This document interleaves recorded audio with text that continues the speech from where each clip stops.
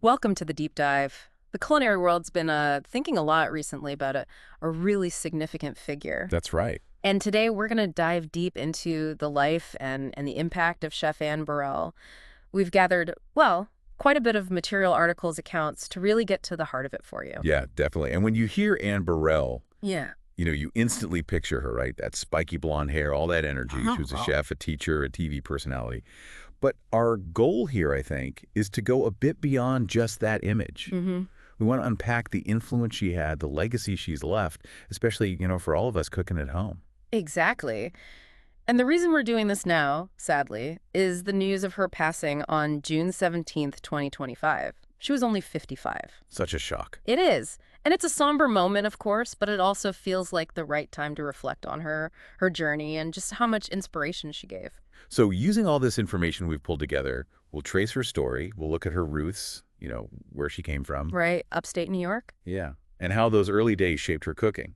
Then her rise on Food Network, obviously. A huge part of her story. And the tributes that have been pouring in, and what her lasting influence really looks like for home cooks. Okay, let's do that. Let's start right at the beginning then. Anne W. Burrell, born September 21st, 1969, Cazenovia, upstate New York. Mm-hmm. Mm-hmm. A small town. And the sources really point to her mom's cooking, those family meals, being super important early on. Yeah, that classic story. And also, like so many others, watching Julia Child on TV kind of planted that seed, didn't it? It absolutely did. But what's interesting is how she built on that initial spark.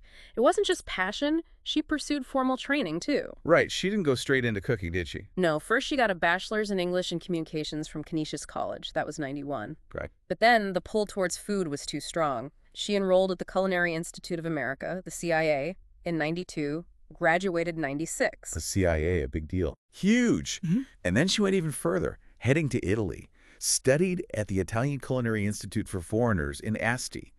Really immersed herself in Italian food. Wow. So English degree, CIA, Italy. That's quite a mix. It really is. Mm-hmm. And all those things together, they shaped her style. She called it bold, approachable, and full of heart. That description, bold, approachable, full of heart, it feels so right for her, doesn't it? It wasn't just branding. No, I think it was genuine. And you asked about that mix of education, that English and communications background. I think that was incredibly important. How so? Well, it gave her the tools to actually explain cooking, to break down complex stuff in a way regular people could get. Not every great chef can do that. That makes sense. So after Italy and the CIA, what was the path? Straight to TV. Not quite yet. First, she put in the time in professional kitchens. In Italy, she worked at La Bottega del 30, a Michelin-starred place in Tuscany. Oh, wow. Spent 9 months there, really absorbing those techniques. Back in New York, she was sous chef at Felidia. Under Lydia Bastianich. Yep. She called it a master class. Then she was chef at Savoy, crafting these prefix menus. She also taught at the Institute of Culinary Education. Ah, so the teaching knack was there early. Definitely. People loved how she could break down recipes, make them seem less daunting. And that led to the Bastianich connection again, right, with Mario Batali. Exactly. Just as Bastianich and Mario Batali noticed her, which led to her being chef for Italian wine merchants. And then came the big TV break. Iron Chef America, 2005, as Batali's sous chef. Yeah. And even just as a sous chef, she just popped on screen. That energy, the wit, people noticed. You couldn't miss her, the fiery energy, as they called it. Totally. So it wasn't long before she got her own show. 2008, Secrets of a Restaurant Chef. That ran for ages, 9 seasons. 9 seasons. And the whole point was making restaurant-style food something you could actually do at home. And her big catchphrase came from that, didn't it? Ground food tastes good, yes. Which is simple, but actually brilliant. It is brilliant. It's basically teaching the Maillard reaction without using the science jargon. Just telling you. Yeah. Get color on your food, it tastes better. So practical. But then came Worst Cooks in America in 2010. That really made her a household name. Oh, absolutely. That Yeah. cemented it. Her whole thing was taking people who were, let's be honest, disasters in the kitchen Total disasters. and turning them into competent cooks. That tough love style. Yeah, the drill sergeant meets cheerleader thing. It was compelling TV, but did it actually work? Did those people learn? Well, the sources suggest it did. She hammered the fundamentals, like taste everything. Oh, yeah, I remember that. Taste, taste, taste. Yeah. And basic techniques like how to chop an onion right. Mm-hmm. Repetition. Mm-hmm. And Her teams won multiple times, so something was clicking. It wasn't just about yelling. It was about building confidence through skills. Okay, that makes sense. And she popped up elsewhere too, right? Best thing I ever ate, Chopped. Yep. On Best Thing I Ever Ate, she talked about loving bacon or her mom's tuna fish sandwich, which was kind of sweet. Yeah. And she competed on Chopped All-Stars and actually won it in 2015, raised $75,000 for the Juvenile Diabetes Research Foundation. That's fantastic. So, TV star, but she also put her philosophy down on paper. Cookbooks. Two big ones. Cook Like a Rock Star in 2011, loads of recipes, tips, all about boosting your kitchen confidence. Rock star. Fits her energy. Totally. Then Own Your Kitchen in 2013. Again, empowering home cooks, encouraging them to play around, experiment. The message seems really consistent. Don't be scared of cooking. Exactly. She said it should be nurturing, not intimidating. That was her whole thing.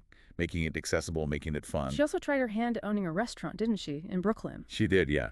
Phil and Ann's Good Time Lounge opened in 2017 with Phil Casiccelli. The idea was something funky, cool, and homey. But it didn't last long. No, it closed in 2018. You know, the restaurant business is just brutal. It really is.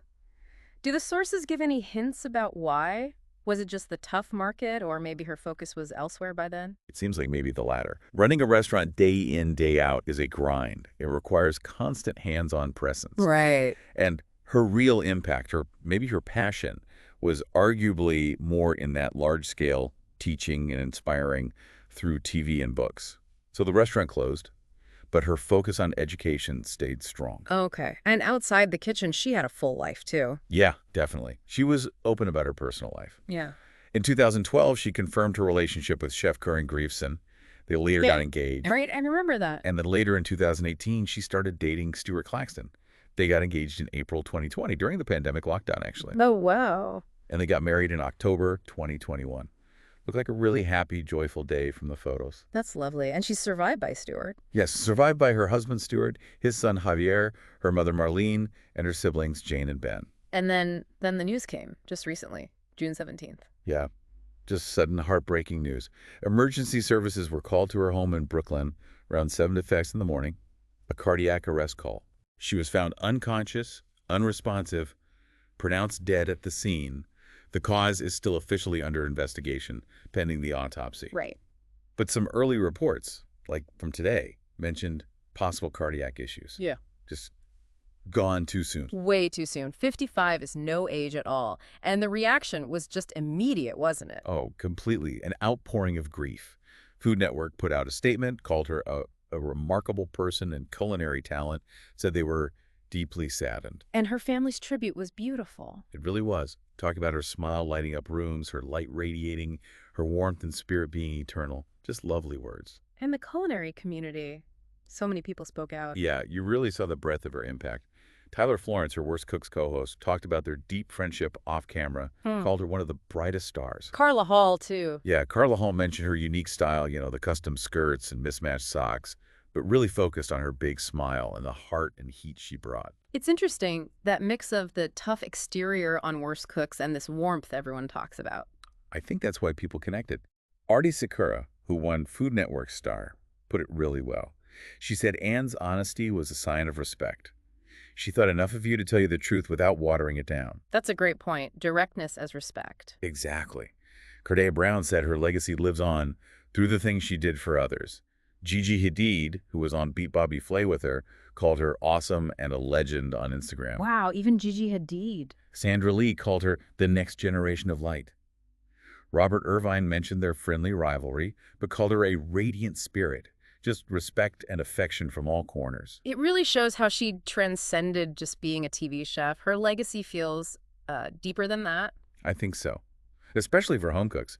I mean, despite her own high-end training, she somehow became the person who made professional cooking feel less intimidating for millions. Yeah, she democratized it in a way. Didn't just show recipes, she kind of dismantled the fear around the kitchen. Absolutely.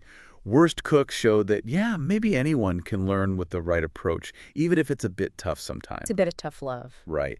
And her books kept pushing that confidence message. Plus, her charity work, like for the Juvenile Diabetes Research Foundation, showed her heart. It really does come back to that quote of hers, doesn't it? Cooking is fun. It doesn't have to be scary. It's creating something nurturing. That's it. That sums up your impact perfectly. Making food about joy, connection, nurturing. not about perfection or fear. And people would keep making her food, right? Like that grilled cheese, taleggio bacon, and apples. It sounds That sounds amazing. incredible. Or even just her simple yet perfect tuna fish sandwich. Those dishes become little reminders of her approach. Bold, comforting, full of flavor. It's really something how she built that connection. What do you think was her single most unique contribution, if you had to pick one thing? Hmm, that's tough. Hmm. Maybe. Maybe it was that specific blend. The professional, no-nonsense attitude combined with this really genuine, infectious desire to teach and empower. She wasn't afraid to be tough, but you always felt it came from a place of wanting you to get it, to succeed. Huh. That's rare, and I think that's why she resonated so deeply, especially with people who felt lost in the kitchen. That makes a lot of sense. So, as we wrap up this deep dive, what's the takeaway for everyone listening? Well, I think the best way to honor Anne Burrell is probably just to embrace that spirit she had, that fearless, joyful, loving approach to cooking. Get in your kitchen. Yeah. Maybe try one of her recipes this week. Hmm. Or even simpler, just make a meal and share it with someone you care about. Yeah. Connect through food.